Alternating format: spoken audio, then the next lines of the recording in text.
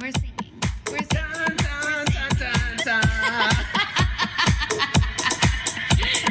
Time to talk. Beauty and the Bitch. Yeah.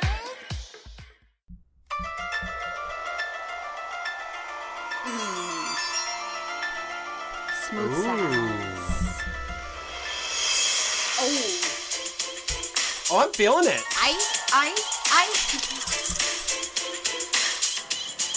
Was that a snake? Oh, Girl, there are monsters around here. Whoa. Something just happened. Hype. Was that a dog? Did you hear a dog Where bark? the wind chimes come from? That was a snake. I heard it that time. Girl, I'm scared. I'm not gonna lie to you. Leave that. Who are those people? Where did the choir come from? Okay. Girl, I'm frightened. I'm not gonna lie. Get out of my house! Get out of my house! Beware! I don't want to be scared. Okay. I feel like we didn't sign up for this. Girl. Okay. Honestly, it was a lot to handle. All I did was press a button on my phone and all of a sudden I was afraid. Girl, it was like, listen, don't feel safe. And monsters will be there. Yeah. Beware. That was like going to my news app on my iPhone. And I in just hit a button and I'm hindsight, terrified. Should that or should that not be the theme song for every dating app? I think it should be. Yeah, it really makes sense. Yeah, Like it's viewer kind of all coming beware. together. You are in for a scare.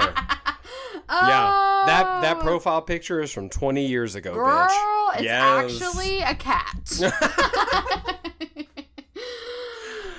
Welcome back, friends, to another episode of Beauty and the Bitch Goosebumps edition. Ooh, spooky. Ooh. I'm Morgan. And I am R.L. Stein. Yeah. Surprise! Little known fact, it is an alias. Yes. So, Yes. there you have it. I've folks. written over 250 books And because I'm R.L. Stein. He's queer as hell and also my former boyfriend. Yes! So you're famous too. Oh, My name is Mick. And we, as Mickey has said, are chatting all things Goosebumps today, which sounds like kind of an old school thing if you're a 90s kid, but is actually making a comeback if you're paying attention to shitty movies that will be available in theaters. Well, okay, so the first... Okay. Okay. Let me take it back to the beginning, first of all. Take it back. Let me ask you this, Morgie. We're doing this episode because there's a new movie, Goosebumps movie, the second one, coming out in October 12th. Right. Okay. Did you read the Goosebumps books back in the day? Absolutely 100%. Yes. What kid made it through the late 90s without at least choosing their own adventure at least one time? Oh, yeah. Well, you don't choose your own adventure in Goosebumps. And some of them you do. Oh, you do? Absolutely. Oh, I Turn to didn't know page that. 492 if you would kill the babysitter. Page 350 if you help her down the ladder. Is there an option for just go to my room and masturbate? It's actually just, that's when you just start flipping randomly. Okay. Yeah. Just flip. I was doing masturbation. You can't see it, but... But it is a visual thing what Yeah. you did, but everyone understands. Okay, good. Yeah. Okay, so you own some of the Goosebumps books. Now, did you... And you read them, of course. Side-eye. I at least read some of them. I only owned a few of them. I for sure checked out more books from the library than I did consume Sure. at any one time. Well. But I did read a good number of Goosebumps. Did you ever buy a Goosebumps book from the Scholastic Book Fair? Yes. Yes, my queen. That was the time and place right there. Girl, because sometimes they would have a 2-for-1 deal. Yes, queen. They would take their little shelves, made of metal, and you would say, that don't look like no books. That's just a box. And then they would flip a latch. Bitch, and they would open that box up, and that box is full of books on shelves. I will say it's quite confusing, but in It was hindsight, confusing. I understand, and I could not steal those books, and that was an objective. I would have loved to have stolen all those books. I distinctly remember in 5th grade, they would give us that thing. The catalog. Yes. And what Would you circle a little Yes, of course. every fucking Yeah. time? And then I would do the most important step was where I went to my mom and I was like, can I have any money at all for a book fair? Yeah, and that was Right. a tough call for Yeah. us, people Yeah. coming from a low-income household. It was a very special thing, Yeah. and I It's one of those things we've talked about how, like, I think we were both pretty empathetic children. Like, we understood that, like, our situation was different from other kids. But I think looking back, I feel more grateful for the money, like, my dad was able to give me to do that stuff. Even though at the time I might have been ungrateful for how little money it was. Yeah. I mean, it's hard to make, you can make money stretch at the Scholastic Book Fair, but $15 don't go very far, honey. $20 doesn't. I remember one year I had 10. I was like, bitch, I'm fucked. Yeah. I can get 2 bookmarks and 1 book. So at the Scholastic Book Fair, I did for sure at some point buy Goosebumps. I think I bought The Chamber of Secrets at a Scholastic Book Fair. Really? Yes. That's special. It's very special. And I have a very special book I remember purchasing. I don't know what year it was, maybe 3rd grade. It was a book called A Girl Named Disaster. And it was one of the first books I read that was about, it was a girl, it was based in Africa, somewhere along like a river in Africa. And I can't be more specific because I have not read it in a long time. Sure. But it was like her journey of like being an orphan from like a tribe in Africa and trying to like make her way. And nothing ever went her way. It was kind of one of those like Ramona Quimby, like everything's going wrong type things. But it was about this like little ethnic girl from Africa. And so for me, it was like a big introduction into like diversity. And I kept that book forever. I don't know where it is now, but I remember seeing it on my shelf over the years. And I also bought a bookmark that was a frog, and I still have that fucking You still bookmark. have that shit. Yeah. I still have it. I don't think I have any Horcruxes from my Scholastic Book Fair years. I wish I did. I do know now, I did buy Goosebumps books at the Scholastic Book Fair, but my number one at those book fairs was Animorph books. Oh, well, duh. But really, the Animorph series, which we're going to do an episode on at some point, and the Goosebumps series are kind of similar. For one thing, let me just put this out there. In both cases, the cover is as important as the content. Absolutely. Don't you agree? Oh, 100%. Children do be judging books by their cover. Oh. 100%. All the time. Which is not one reason why Harry Potter did great, but Harry Potter had great cover design. Great. It was intuitive. It told you a lot about it. It really brought you into the world. Well, sometimes those Goosebumps covers were lying to you, though. I'll tell you. Like, for the original, the number one Goosebumps, like the first one that came out, was called, like, Welcome to Murder House. Girl, let me tell you about this, because I read that book back in the day. That book, you thought it was a haunted house book. Nah, honey, spoiler alert. Those people trying to eat you in that whole town. But the cover just shows like a scary house with like a scary man in the window. Oh, that book wasn't about that, no, really. Sounds familiar. It was the very first one. Okay, I'm into that. What Goosebumps stories, I didn't warn you, so I'm putting you on the spot, so nobody judge Morgie. Yeah. Okay. Do you remember any of the Goosebumps stories? So a lot of the yes, I do. And a lot of the things that resonated the most with me are things that got adapted into live action, either TV show or movies. And I think that's just the nature of like, because there's so much. So a lot of the stuff was like very Halloween themed. There was like a werewolf book. There was the haunted mask one that we've talked about before. Yeah. That's the one that stands out the most for me because they made it into a full-length feature. And I own that full-length feature on VHS. I remember one about a haunted mirror that stole your soul. Ooh. And I was kind of scared of mirrors for like a minute. Well, you have plenty of reasons to dislike and fear mirrors, but that's neither here nor there. Thank you. Yeah, but there are images, like you said, there are covers that stick with me, and there are like a few details from storylines that stick with me. But for the whole, I could probably reread the whole Goosebumps situation and be like, oh, this is vaguely new information. Yeah.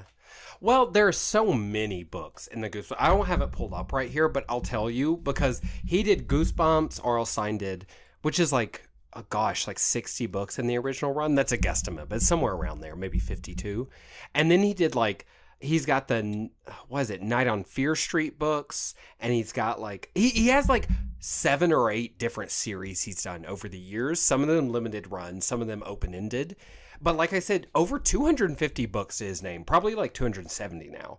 And he claims, R.L. Stein claims, he never had a ghostwriter for the original Goosebumps series. He wrote every one of those books himself. I believe that. I believe it they because weren't long. No, and no tea, no shade, they're not that complex. And they're not that original. Like, a lot of stuff is borrowed from either urban legends or, like, other stereotypical, like, scary stuff, like haunted houses and werewolves and vampires and whatever. It's kind of like Pulp Fiction for children. That's the way I think of Goosebumps. I think of Goosebumps as, like, gateway Stephen King. Oh, very much so. You know what I see mean? that. Like, kids that like Goosebumps grow up to like thriller type things, and of course Stephen King is king of those things. Of course he is. Yeah. So, Morgie, do you remember the Night of the Living Dummy?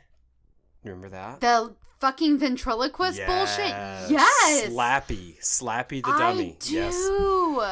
I don't know what it was about the 90s title. girl. It is, it's a good one. Title. We had Slappy, we had Chucky.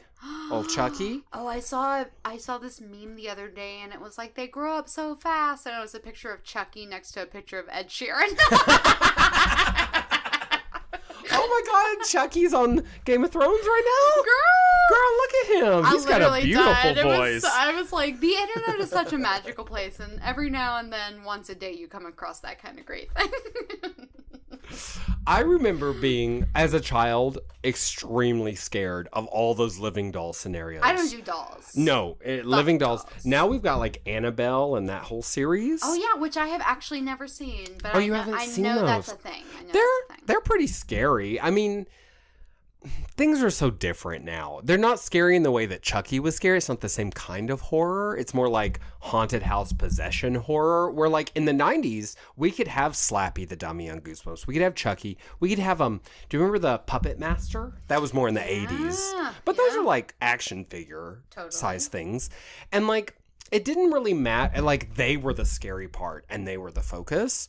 But these days, like with the Annabelle movies, it's like, yes, Annabelle is the haunted doll, whatever, but like it's really more about like the environment around, like the whole haunted house around Annabelle, kind of. So that's kind of interesting. I don't know what that means, but Slappy. Oh, Slappy, girl. And you know, at the end, I just rewatched the Slappy episode. Oh, tell me more. So here's the real tea.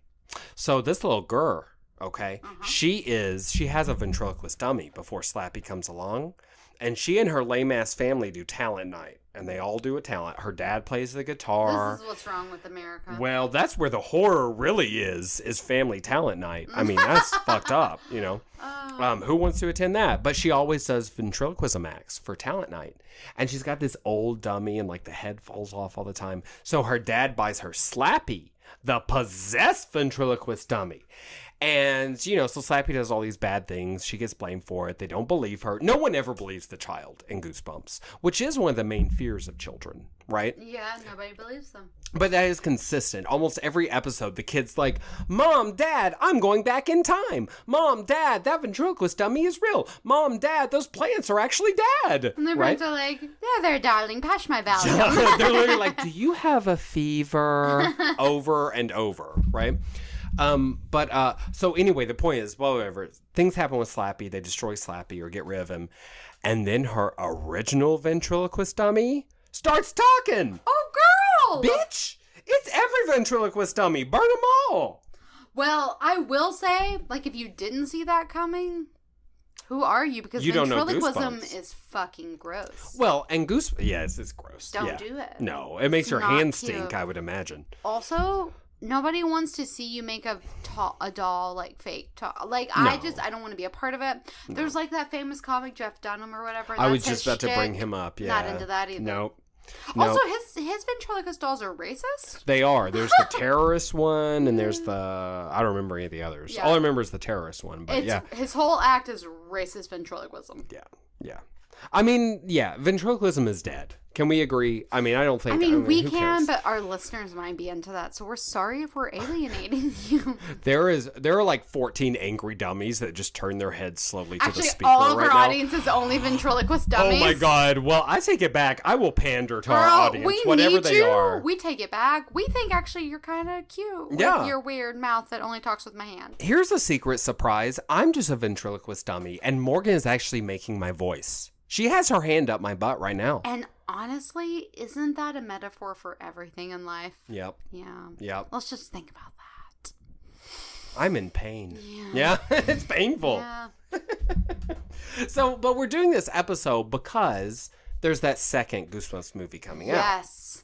Now, completely different, separate from the first Goosebumps movies that to be. recently came out. Which I would say is a plus, because I know you watched the first one, Morgan. I couldn't even get through that shit. I'm not gonna lie to nobody. Yeah, it was not great. But I also think it's interesting that it was not great and they felt the need to make a second one. And they were like, it'll just be different and episodic and on its own. Because the first one was so intensely about R.L. Stein and this, like, mischief that was happening that, like, it almost just feels like, what's the point to me, personally. Okay, so take me, if you don't mind, because I don't know really what happened in the first movie. I really only got, like, 30 minutes in. All right. Here it is. Jack Black plays R.L. Stein, though. That's the most important part, I think. So Jack Black is R.L. Stein. Him and his daughter move in to a quaint neighborhood that's established with families. There's a kid, a teenager next door, and he's all, ooh, who's this family moving in next door? And it's this girl, and he can see her from his window like you do. And he's like, I like that girl. And he tries to come over, and R.L. Stein's like, what are you doing? Get out. There's no daughter. Get out of my house. And he's like, that dude is fucking weird, y'all. And then, of course, he manages to, like, meet the girl, and he, like, falls in love with her. But she's all sequestered by her father, and he doesn't understand why. Her dad is so protective. And then he, like, breaks in or something, and then there's this bookshelf full of these Goosebump books, all the ones that we know and love. Fucking Slappy the Dummy and all the other bullshit. It's all in the bookshelf. But then there's like a master book, or there's like a spell book. Something happens to the bookshelf and books come open and the characters come out of the books. The characters come into the real world. And this kid is like, whoa, all this scary, super R.L. Steiny bullshit is like living in my life. And the little girl's like, ugh, that's so my dad or whatever. And by little girl, I mean like a 16-year-old girl. Sure. Well, little to us. And then the rest of the fucking shit. Oh my God, that's so creepy. I just pulled out the Night of the Living Dummy book, and It's Slappy so looking scary as hell. creepy. I'm sorry to interrupt. Oh, I'm very into He this. walks, he stalks. Oh, Yes, good queen. captions. He was great at taglines. Oh, yes. Long story short, they try to get the R.L. Stein monsters from the Goosebumps that we know and love back contained within the covers. They come out of the covers, they need to be contained back within, and then at the end the boy and the girl get together and R.L. Stein is like, hey, you're not so bad, you did a good thing. But honestly, the details of like why the Goosebumps books were real and containing actual horrors is lost on me. Why and how they escaped their covers is lost on me. Why we had to get them back in and also what magic is containing them is lost on me, and how we're moving forward as a society. I cannot tell you. I cannot tell you. Things I don't know. Yeah. Like literally everything that matters I don't understand. So wait, let me ask you this though. So at first, R.L. Stein / Jack Black was like, oh, my daughter doesn't exist. She's not a ghost or nothing. There was no twist to the end of the movie? No, she real. See, I think there should have been a twist. Was there a twist? Was she a ghost or something, or a Did monster? she belong? You're right. I think she might. Yes. Okay, she did. She was Okay, from good. one. Oh my God. You forgot And that, I yeah. forgot that, and I literally like just saw it. It's indicative of the quality of I'm the movie. pretty sure she was a character from a book, and she actually belonged within, and she created the imbalance. Oh. Yeah, you're right. I think she disappeared. Okay. And that kid was alone Well, forever. actually, I'm so, well, yeah, then that's life, and he can just adopt a good that he cat knows like it the rest of now. us. Well, good. I'm glad there was a twist, because that was one of the big sort of, you always knew, whether in the TV show or in the Goosebumps books, there would always be a twist, right? Sometimes the twist was great. Like, I remember there's one episode / book. This one's called Legend of the Lost Legend. Oh my God, that's ridiculous. That's like not even a thing. Who's that Viking ass bitch on the cover? She's gonna fuck you up. As soon as Girl, she she's scary to me. So what we're doing right now is we're looking through. I bought these. There are these box like best of Goosebumps books that I bought on Amazon. I was gonna say, how much were they? Not too bad. Under 20 each, I think. Wow. And I bought them. I've got 2 little nephews, and I thought, this would be appropriate for them. Oh, look, This is the first one. Welcome to Dead House. It will just kill you. Yes, the very first one that came out. I remember that. And then look, here's the haunted mask one. If looks could kill. This, I remember this cover scared the shit out of me as a child. And actually, that one's super appropriate. Oh, and this one, Say Cheese and Die, about the haunted camera. Yes! And this is the one that famous boy, or he's a man now. What's his name? He was the boy in this. He acted in it. Oh my God. I don't know that. But those covers are very like... Actually, your box compared to my box is the best box. Is it? Did you have to buy them separately? No, I did buy them separately. This one's better. Is one nephew going to fill it? Maybe I should mix up the books. You should, because this one's way better. Oh, this one's good, though. The Beast from the East. But I own that racist. one. These are rando, though, aren't they? I remember that one. Monster Blood's a big one. I remember that one. But this one. What's with that Why I'm Afraid of Bees. It says, he's no ordinary human being, and it's a giant bee body with a boy face. That's ridiculous. But here, this goes to the truth of the covers matter when it comes to Goosebumps. Yeah, this one's they matter very much. Good. I would buy the shit out of this. That's a good, yes. And they smell like Scholastic Book Fair. They really do. Like oh my nostalgia God. And like begging your parents for money. These are in little tin boxes and they're very cheap. Reader beware, you're in for a scare. At the bottom of every book. Taglines, he's really good. He is a wordsmith. He's good with the words. Look, here's the thing about R.L. Stein. I thumbed through a few of these books. They're all very short. If you don't remember, for an adult, they're readable in like an hour and a half. For a child, a couple of nights probably, depending on the reading level. And that's a good nighttime reading.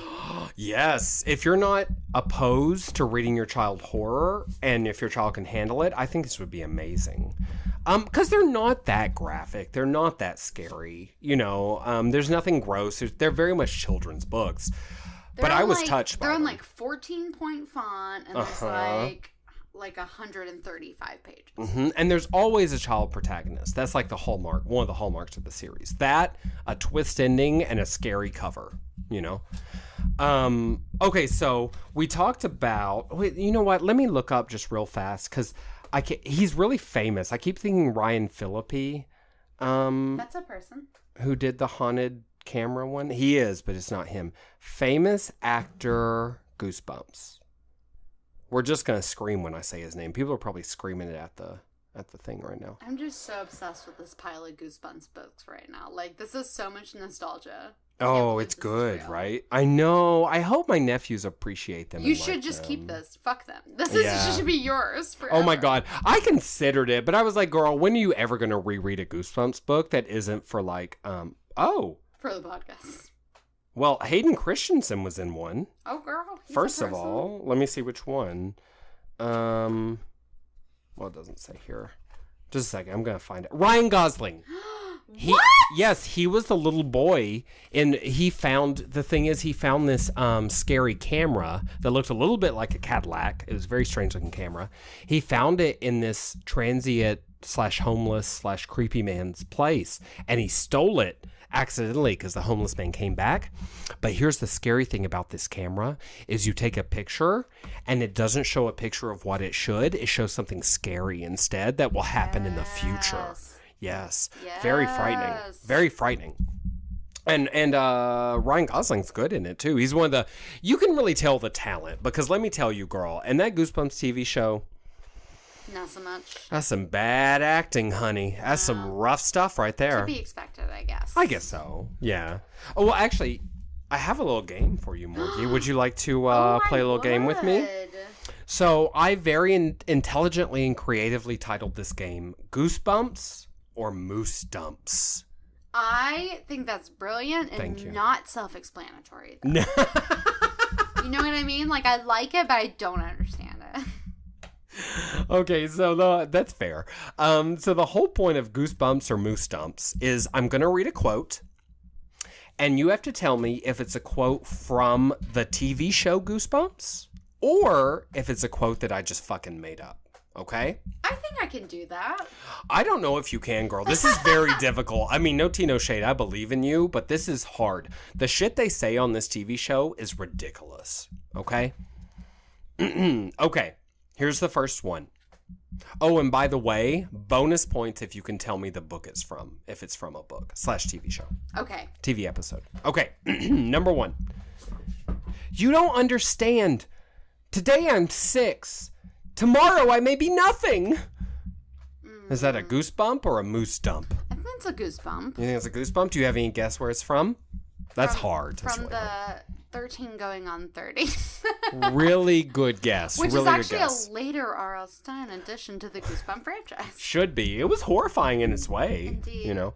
No, that is a goosebump, and it is from the Cuckoo Clock of Doom. Michael says that after he turns back the hands on the Michael. He turns back the hands on the Cuckoo Clock of Doom, and he starts aging backwards. Girl. And that's everyone's greatest fear. Girl, he goes from 12 to 6 to a baby in a crib. That's why nobody gets a grandfather clock. They know that shit's haunted, number 1. Number 2, turning back the sands of time. Girl, if you want to show me a cuckoo, just show me your boohoo. Ooh, That's what I say. Yes. Okay. I wanted Mona to like me, but I didn't know she was made of slime.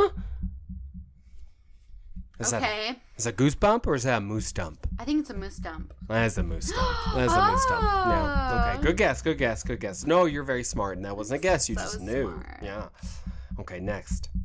I don't want food. I want answers. Oh, that's a Goosebumps. That is a Goosebumps. Yeah. That's from some haunted picnic episode. No, that's from Larry in My Hairiest Adventures, which is all like a puberty tale, but he becomes a werewolf. That's the werewolf one. Totally. I think, or... Yeah, he becomes a werewolf. And he starts growing hair on his arms. I forget why. Curse something or other. That's what happened to my mustache. It was a curse. Girl! Or something you or ate other. a cursed piece of birthday cake? Or you wished on a I'm blessed sure I did. When I get balloon, drunk, I cannot quit eating. Who Girl, knows I don't judge you for that. Who I can't judge you for that. Okay. Humans are the past. Creeps are the future. Moose dump. That's a goosebump. Oh. Yes. And let me tell you, Queen, this is actually the reason I started this game, because they said that, and I laughed aloud at these children. They were at this, so this is from an episode called Calling All Creeps, and it's about like a reptilian species that lives among human beings, and while they're chanting, humans are the past, creeps are the future, they're stirring cookie batter that when people eat it, is going to turn them into creeps, these like reptilian animal things. But they're all creeps. I mean, if it's like a really good cookie. I mean, girl, it's worth it, I think. I want a cookie right now that you have said that. A minute on the lips, creep forever. It doesn't work. It doesn't rhyme, but it's true. But there's something to it. Yeah. Okay, last one. My brother's always been a monster, but now he's growing horns? Is that a goosebump? Is that a moose dump? Moose dump. That is a moose dump. Because I feel like it's too smart. Oh, thank you so much. I'm just like too smart. Okay. It's like a big problem. Okay. Thank you so much. But you got that right. You only got one wrong, Morgan. Okay, and I'm mad because I was so on the border and I could have had a perfect score. That's true, but you got an 80% though, which is great. There were only 5. I'm sorry, I don't control math. I just control the answers. So upsetting. So, Morgie, overall, I'm sorry to bounce around so much, but fine. what'd you think about this first Goosebumps movie? Like, it was overall? Trash. Yeah. It was trash. And I know you, as a person who are not a Jack Black fan, makes sense that you also would assume it's trash. And the bit you tried to watch, you were like, I'm good. Yeah. But I like Jack Black. Like, for me, it had the appeal of, like, first of all, Goosebumps nostalgia and also Jack Black, who's a person I'm a fan of. But he was such a weirdo in this movie. He's obviously a weirdo in general. Sure. But, like, it feels like the older he gets, like, the choices that he makes, he either, number one, doesn't get as good of choices as he used to get. Like, the options are not available. They're not as plentiful as they once were when Jack Black was kind of in the height of his career. And or when he does accept things, they're just it's just like too much in like one way or another. Like Gulliver's Travels like comes to mind, was a movie that he made. And I did not see. I didn't even know that existed. And he was good in Tropic Thunder. That was great. Yeah, but that was years ago now, wasn't it? That was yeah, like 5, that's been a 7 long years time. ago. Yeah. And I mean, like, honestly, he's been great in a lot of things, but like not recently. Mm-hmm. And I don't. And it's partially like what is available for him, what he's being offered, but then also like the way he plays up his characters. Like for me, the R.L. Stein thing was too much. Mm-hmm. It's too much. Well, I have to tell you, so I did only watch 30 minutes of that movie, and I just was like, no, I'll watch some trash for this podcast. You know, Girl, we will watch all been kinds down of the shit. road. Yeah. But I just was like, you know what? I know the books. I'm going to focus my research on the books because this movie is horrible. And you know how I am about a movie I'm not interested in? I will walk out no matter what, no matter who, no matter when. It feels like such a waste of my life. But I will say, this new movie coming out seems very different. And like every way. Totally separate in like all facets. Like not even the same people. No, it's got, oh my gosh, Ken Jeong from Community is where I think of him from. But he's all over the place. Also recently featured in Crazy Rich Asians. Oh, yes. And he's funny as fuck. He's great. Like, I love him. I love him. No, Okay. he's mine. We can both love him. That's fine. There's also Chris Parnell, not Powell. I misread my writing. Oh, yeah. Chris Parnell Okay, from I know him. SNL and all that. And then Wendy McClendon Covey, who is from Reno 911. She's like the pretty blonde from Reno 911. Okay. And she's been doing a lot of stuff. But I'm assuming she plays like the mom in the show Probably. or in the movie. I tried to look up what the fuck it was about, but girl, it didn't really tell me nothing. No, it's some trailers give you nothing and some of them give you everything and too much. And this is one of those ones where it's like there's nothing and it's either number one, they're still trying to cut that shit together and figure out what it's gonna be. Girl. Or like something along those lines, you know what I mean? So we'll see what's happening. I'm assuming it's not for us. We're not the demographic. Yeah. Unfortunately. No, I think it's like YA to children probably. But I mean, those three big actors that I pulled out, those are pull us yeah, those are adult I love comics. a lot of YA children type like Trolls and like Zootopia. I love those movies. Yeah. Well, something can be YA and still be smart. I think that was the problem with the first Goosebumps movie is it was YA for sure, but it wasn't smart. There was no second level that adults could be like, that's actually funny, you know? Or at least that's what I picked up from it. It seemed very like a Disney Channel movie to me with more money. It seems like I think the new standard for this kind of movie is Jumanji: Welcome to the Jungle, because it was very much like a sort of YA type thing, but there was like it was live action, of course, which this is as well. But there was so much for adults like built into the comedic stuff. And also the casting was so incredible that like to me that like and it did really well in theaters, like really well. They're doing a second one now, aren't they? I don't know. I hope so. I heard rumors. We'll be covering that. Yes, sure. we will, You're Queen. a We fan. love some Jumanji. It was good. But I feel like right now that's the thing. That's the next thing to live up to. Like there's always like, ooh, that last thing that was good, everybody likes. Let's try to recreate that hype. And I kind of think that's the bar right now. So do you think people are going to be trying to live up to The Handmaid's Tale on TV? Because I can't be doing every show depressing, make me want to kill myself. I think The Handmaid's Tale was trying to live up to Breaking Bad, so yeah, I do. Oh, legit. Yeah, I think there will be another really sad, depressing, really well-made thing that you can't tear your eyeballs away from. Probably in 2 years. Mad Men and that same sort of general. Exactly. Yeah, riding those coattails. Orange is the New Black. Yeah, but more funny, more comedy built in. Okay. But yes, same situation. So Morgan just told me that the new Goobump movie. It's like a knockoff Goosebumps. Yeah, the new Goobump movie is essentially like Orange is the New Black melded with Mad Men, melded with Breaking Bad. Hot take, you heard it here. Hey-o, get ready for that shit. Aye. So let me ask you this, Morgie. Do you remember The Scarecrow Walks at Midnight? Do you remember that Goosebumps? I episode? don't, actually. No, I don't. So, to me, I owned that book, and then at some point I saw the episode of the TV show.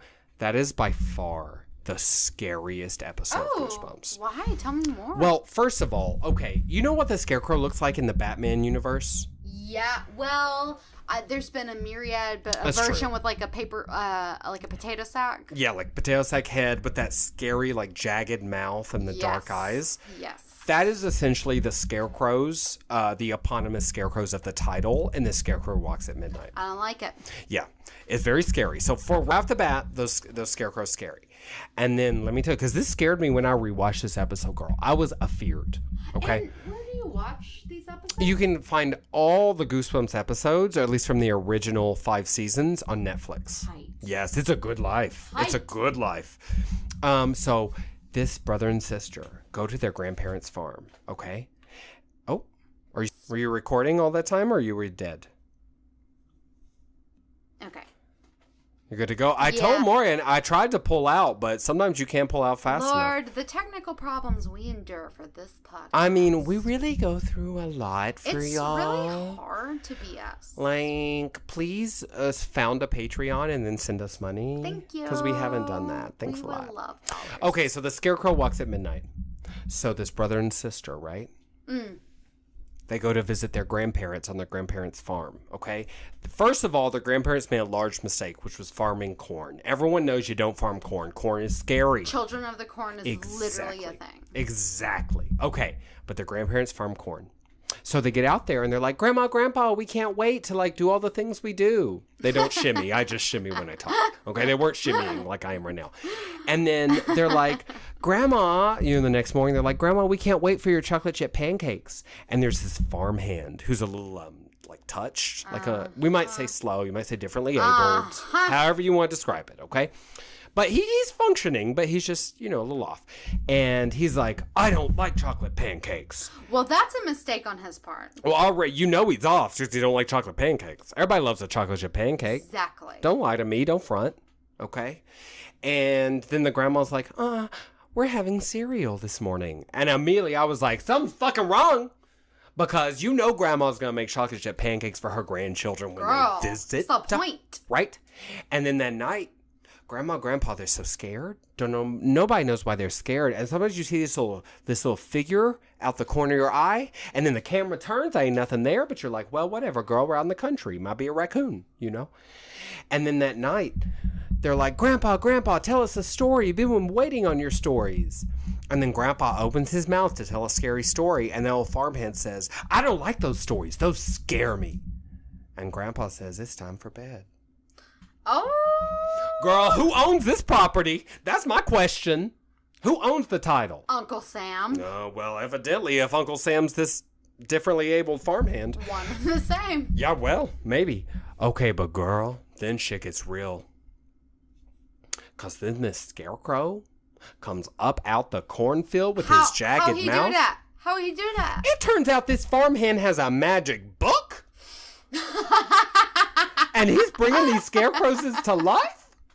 But why? Because he wanted to do things his way for once. Which actually, okay, so this is part of the reason it's my favorite thing. He's a differently abled man living in a rural environment. The grandparents treat him well, but he doesn't have much power in the society he lives in.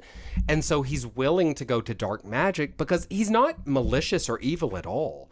But he just wants, to be in charge for once. And he has a son who's not differently abled, who is fine as fuck. Well, now, I'm sure that would be pedophilia. But as a child, I remember being, I don't know how old this kid is. He's like a teenager type. But I remember being, hot. I don't know. Probably the scarecrow's ate her up or something. I don't know what scarecrows do. It's a really good episode, girl. And these scarecrows are scary from afar. They're scary close up. They're scary on a hill. They're scary in the basement. They're scary in the barn. So you think the motion graphics and whatever CGI that stuff kind of stands up because it's not too cheesy, or it's super cheesy but still scary? This episode particularly, it's really easy to do a scary scarecrow that's all practical effects. So it holds up for this one, I think. Some of the others, say Stay Out of the Basement, which is one of the earlier Goosebumps books, and it's about the father who's a mad scientist and his lab is in the basement. And he makes these plants and then he splices them with human being DNA. So they're like half man, half plant. And then it turns out maybe one of the plant men has actually taken over their father and is keeping him captive in the basement. There's a lot of shitty special effects in that. But to be honest, that show, it's kind of, pardon me, I hiccuped. It's kind of like The Room in that they are horrible. The acting's horrible. The special effects are okay at best. But like that's part of the charm of that horrible Goosebumps TV series is like it's horribly wonderful. Wonderfully horrible. Tacky and cheesy. What about, I remember vividly the Haunted Mask episode, or it was the full-length movie. I don't know if there was an episode. It was a two-part TV series, which you probably saw as a movie. Like they probably shushed it together. I feel like those effects were pretty good. Like the because there's that whole like mask shop, and all the different masks were so, I felt, well made. Yes. And very terrifying. The practical effects are always good. They are. It's when like I don't know if it's the second Haunted Mask book / episode, or there's like 3 or 4 of them altogether. Later on, it comes back and it's like a floating thing. Like yes, I remember that. Horrible. That's cheesy. Yeah, that's cheesy. Yeah. But you're right. The practical effects are good across the board, pretty much. Yeah. What channel did this originally air on? Fox? I want to say Nickelodeon. May have been Nick. Well, but like there was like that adultish Nick. It was like not Nick at Night, but there was that like there was like Nick Jr. and then there was Nick, and then I think there was like a Where Are You Afraid of the Dark and like scarier stuff would air. No, I don't think so because I didn't. I mean that existed, but I didn't have Nickelodeon and I watched it, so it must have at least reruns or something. Must have gone on Fox or one of the, because I think it aired actually like on Saturdays. It was part of like later in the Saturday morning cartoons or something. Okay, maybe I don't know, Queen. I'm guessing Fox. But it was where it would be today. Well, it's on Netflix today. I mean, like if it was a brand new thing. Oh, today, I see. What network would it live on? It might be a streaming service. It might be like because it's like a book adaptation. Yeah. I mean, well, and here's my thing. I kind of wish, personally, instead of doing these movies, which are, the first one was trash. The second one, jury's out. We don't know yet. I wish they would just like revamp the TV series, like for Amazon, and actually make it do another TV series and make it for like teenagers instead of children, because there are a lot of scary concepts in Goosebumps, but like the way it was done in the TV show, it's so G that it becomes a lot less scary. And plus, every episode's populated by child actors, obviously. Totally. And so that ruins it, because no tea, no shade, but children can't act the vast majority of the time. Except for Ryan Gosling, who was surprisingly good. Yeah. And there are a few who are good, but most of them are just horrible. Just horrible, you know. And let me tell you something else real fast. Tell me. You know, we played the old theme song at the beginning of this episode. Great song. I don't know if you remember the visuals that are happening during that theme song, but there's an old Drippy G that done be bouncing through town, right? And I say, fuck that Drippy G, because that Drippy G, first of all, goes past a billboard. This woman has beautiful, voluminous hair. And that Drippy G gives her bags under her eyes and gives her stringy limp hair. Girl, what the fuck? Is that some kind of vitamin deficiency? And then, girl, the scene changes. You're on a lovely front porch. Oh, thank God. It's shady. Oh, it's painted. Ooh. Oh, it's nice. There's a lovely yellow, a golden retriever. Oh, he's sitting there. He's so sweet looking. Yeah. And then the old Drippy G done gone past his eyes. And that motherfucker has hepatitis C now. Oh, no. Somebody gave that golden retriever hepatitis C. His eyes are yellow as mess. That's so rude. I know. So I'm just saying, fuck that Drippy G. Well, I don't have no time. So instead of having a case of the Mondays, from now on, we'll just have a case of the Drippy G's. The Drippy G's, Happens baby. To the best of us, to be honest. What's that smell? Ooh. Case of the Drippy G's. Girl, we all been there. It smells bad, but I ain't judging. It's not the worst, but it's also not great. And basically, that's Goosebumps in a nutshell. More or less, yeah. I mean, if I was a child, I think I'd still like these and still like the TV show. as an adult, unless you grew up in the 90s and this is nostalgic, there's nothing here for you, I think. I mean, what do you think? I mean... Oh, it's like an adult trying to read Goosebumps? Can you imagine? Oh, no. It's a bad, you have to have move. grown up with it. Yeah. But I still think it's viable for young kids today. Yeah. Yeah, like you could take this pile of books, like you said, and give it to your nephews, and it's still a viable, great thing for them. Mm-hmm. Mm-hmm. Quality. I hope they love them. I hope it scares them. I hope I fuck them up a little. That's a really hard part, I think, of being like a caregiver in one way or another. Is like passing on the things that you love, right? And you just you hope that those people will love the same things. And actually, we talk about this a lot. Like, what if my kids don't like Harry Potter and they're like, magic is stupid? Like, I would literally be like, who are you and where did you come from? Magic is stupid? Yeah. Like, who could ever feel that? I say just throw that kid in a crate with air holes, send it to the Republican National Convention. I don't have no time. Well, that's a good point. Yeah. Yeah, we could probably do that. Yeah. Just give your baby away to the We'll Republicans. see. Yeah. To be determined, people. It's an option. It's always an option. All right, Mickey. Well, thank you for bringing these books so I could take you're mad welcome. photos for my Instagram Of page. course. They're amazing. And also for reigniting a conversation about Goosebumps. I know we're not super excited about the new upcoming movie, but I'll probably check it out just because I saw the first one. Not in theaters. Oh my God. I'll be renting it on Amazon or something. First of all, the audience in the theater is not going to be people who appreciate and respect a movie theater. Or people I want to be around in any capacity. Unless they're just like us and they're cool 90s kids living their nostalgia fantasy. Even so, I'd rather be at home alone. Yeah. You're speaking my language right now. Yeah. Oh, so we'll see how that turns out. Do you have a pluggy plug for this week movie? Oh, I do. I have a weird thing that is not up my alley. Oh? You know I don't love a cop procedural or a military drama. Sure, an NCIS, a Jaws. No, not Jaws. That's a shark thing and you don't like it. I actually do. I have been enjoying and finished watching the Jack Ryan reboot on it's an Amazon original series.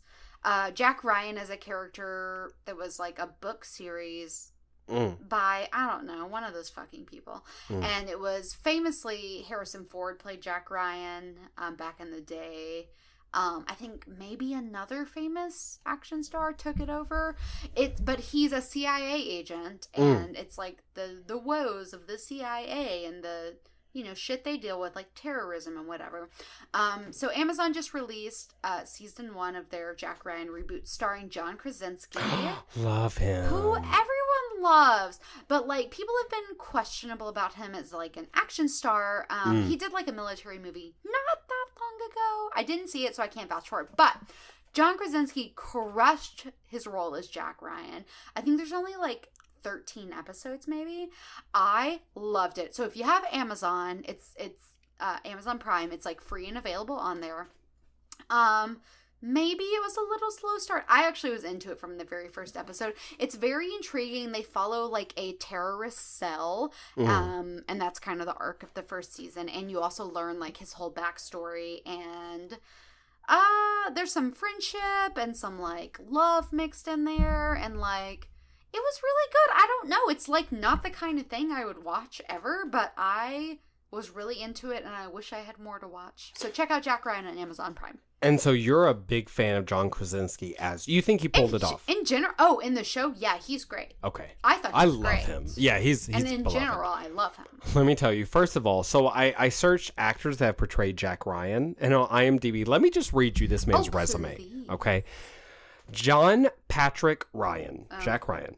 Born 1950, USMC Second Lieutenant, Certified Public Accountant and Stockbroker, Professor, U.S. Naval Academy, CIA Analyst, CIA Special Assistant to the DDI, CIA Acting DDI, Deputy Director of the CIA, National Security Advisor, Politician, average height, 186 centimeters. Oh my God. He's done a lot. And let me tell you, so Harrison Ford did 2 movies. Okay. But then Alec Baldwin did him in The Hunt for Red October, which I thought was about a dog. Oh. No, that's the Red Ferns, where the red fern grows. I didn't know The Hunt for Red October was a Jack Ryan thing. That's what IMDb's telling me, 1990. And then Ben Affleck. I saw that. You didn't even know. And then Ben Affleck, The Sum of All Fears in 2002. What? it's the Jack Ryan movie. Supposedly, that's what it's telling me. And then Chris Pine, Jack Ryan, Shadow Recruit in 2014. I know nothing. Jon Snow. Right now, everything is new information. I had no idea either. If I hadn't Googled that, I couldn't have told you nothing, not a bit of that.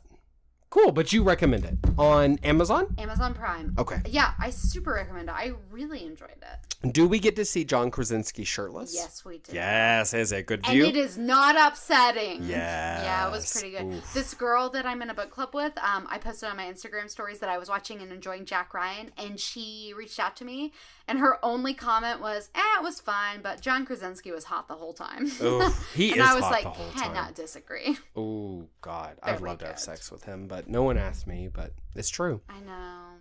Me too. Well, if your husband's dead. Hey! And that is my eternal philosophy. Poor Aaron. There's a ticking clock above his head. Love you, baby. Love you, I do, sweet baby. Okay, so my plug this week is also kind of very different from Goosebumps, but I may have even plugged this before. I'm not certain. Think you have. I haven't? Okay, good. So a couple months ago, I finished The Bone Clocks by David Mitchell. Now, I love David Mitchell. I love Cloud Atlas. And I love a lot of his other works as well. I've read bits and pieces. Famously the second author to enter a book into the time capsule for that project in Sweden. Yes, all along with Handmaid's Tale. Margaret Atwood. Margaret Atwood, yes. Well, The Bone Clocks is a grown-up horror fantasy, I guess. Okay. And it is about a woman with special gifts, I shan't say more, who's caught between two rival immortal factions who are fighting an ongoing war for the Earth, essentially. And one of the factions gets their power by murdering people, and the other faction, they are just eternally reincarnated with their memories. So it's like, it's this weird... I don't know, it's this weird worldview. There's a lot of magic. There's a lot of quite graphic horror. And a bunch of really reprehensible people that you want to die. And spoiler alert, maybe they do. Death. But I hugely recommend it. Came out in 2014, won a bunch of awards then, won Best Fantasy in 2015. It's a good book. A little bit confusing in the way that David Mitchell, he's always a bit confusing. That's kind of his style, but it's easy to follow. It was a quick read for me, and I recommend it to anyone who's looking for Goosebumps grown up. The Bone Clocks is a good option. Awesome. Wow, I'm very intrigued. Going on my TBR list. TBR, along with how many others? Oh, Lord. I know, Queen. Cannot be counted. It's horrible. All right. Well, be sure to check out The Bone Clocks by David Mitchell and Jack Ryan on Amazon Prime. And in the meantime, while you're checking out shit on the internet, be sure to find Beauty and the Bitch. We're on all the social media at B&B Cast. Find us on Facebook, Beauty and the Bitch. Find us on our YouTube page. Just search Beauty and the Bitch. Girl, we've got all kinds of shit going on over there. Oh, yeah? We've got almost every single episode of the podcast. There's just that one that's missing. But we also have Let's Queer Witcher 3, which I'm actually finishing up this week. I don't know. Maybe he throws himself off a cliff, and that's the end of the story. We'll find out. We've been hearing that for a minute. We'll see. I know. Well, I keep putting out episodes, and then I'm like, but I'm tired of this. There's a new game I want to play is the only thing, but I feel bad because I haven't finished the story, but Witcher 3 is so long, my queen. Did you see they're making that into the Witcher series into like a film franchise? Or a TV? I think it's a TV show, but I could be wrong. Yeah. I'm not going to swear that. Yeah. Yes. And someone we know and love is playing Geralt. We posted about it and I literally already forgot who that actor was. Yeah, well, so we'll be covering that shit when it comes out. Girl. Oh my God, because there is so much lore connected to that show. Oh yeah, that'll be exciting. Mm-hmm. I got nothing else. I was just going to do my own personal plugs. Okay, what's your plug? Girl, you can find me on the gram. Where? I'm on there at Morganized Mess. Oh, I didn't know. Check out my website, morganizedmess.com. I'll be up in there. There are nudies on there, right? Okay. Oh. might be. Y'all might have to check it out. So if you want to see Morgie's boobies, go to her website. If you want to see Or my the beach, boobies, honestly. I mean, yeah, there's out They're there. everywhere. If you want to see my boobies, my apartment number is 123, and to get to my bathroom is window, not. don't tell lies. Y'all, send me a message. I'll tell you his apartment number. Oh, don't you do that, Morgan? You're trying to f up my life right now. That's what I live But for. if you want to peek on me, I actually it's don't really give a no shit. big deal. He leaves the windows open a lot. I really do. Yeah, I don't give so a check shit. him out in Austin, Texas. I like to and, bless people with my bone clock. Oh, bringing it back. Bringing it back. All right. Well, until next time, babies, we love you. Bye. Goodbye. Wait, how's that Goosebumps song go? It's like... Bam, bam, bam, bam, bam. No, it's not. Wind chimes, wind chimes. Jazz hands.